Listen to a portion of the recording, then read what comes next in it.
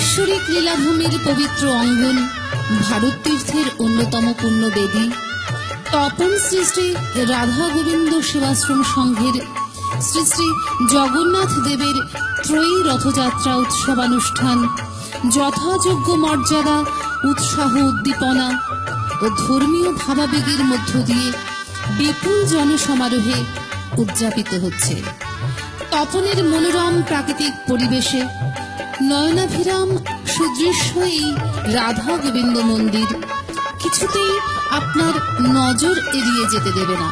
উৎসব অনুষ্ঠানে উপস্থিত ছিলেন দক্ষিণ দিনাজপুর জেলা সমাহর্তা মাননীয় শ্রী সঞ্জয় বসু, মাননীয় সংসদ শ্রীমতী অর্পিতা ঘোষ, উত্তরবঙ্গ উন্নয়ন দপ্তরের মন্ত্রী মাননীয় শ্রী বাচ্চু হাসদা, প্রাক্তন পরিষদীয় সচিব মাননীয় শ্রী বিপ্লব মিত্র। মানুষের সেবার মানুষে এখানে একাধারে চলে চক্ষু পরীক্ষা, রক্তদান শিবির, physiotherapy camp, free dental camp. দ্বীপ্রহরে অগণিত ভক্ত অনুরাগী সাধারণ মানুষ একাসনে বসে মহাপ্রসাদ গ্রহণে তৃপ্ত হয়।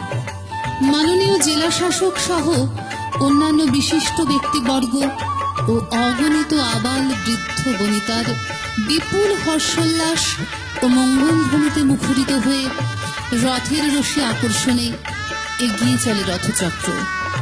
শুরু হয় কালোধ্বজ, দেবদলন, নন্দীঘোষ তিনখানি রথে যথাক্রমে শ্রী জগন্নাথ দেব, বলরাম দেব ও দেবী সুভদ্রার মাসির বাড়ির উদ্দেশ্যে যাত্রা।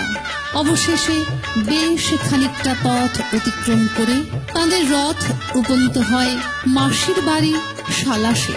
সেখানে তারা 9 দিন অতিবাহিত করে উল্টো রথে পুনর্যাত্রা করবেন নিজ আবাসের উদ্দেশ্যে। আপনাদের সকলের হার্দিক ও ঐকান্তিক সহযোগিতায় ও সক্রিয় অংশগ্রহণে মানব তীর্থভূমি হয়ে উঠুক তপন শ্রী শ্রী রাধা গোবিন্দ সেবাশ্রম সংঘের মন্দির প্রাঙ্গণ।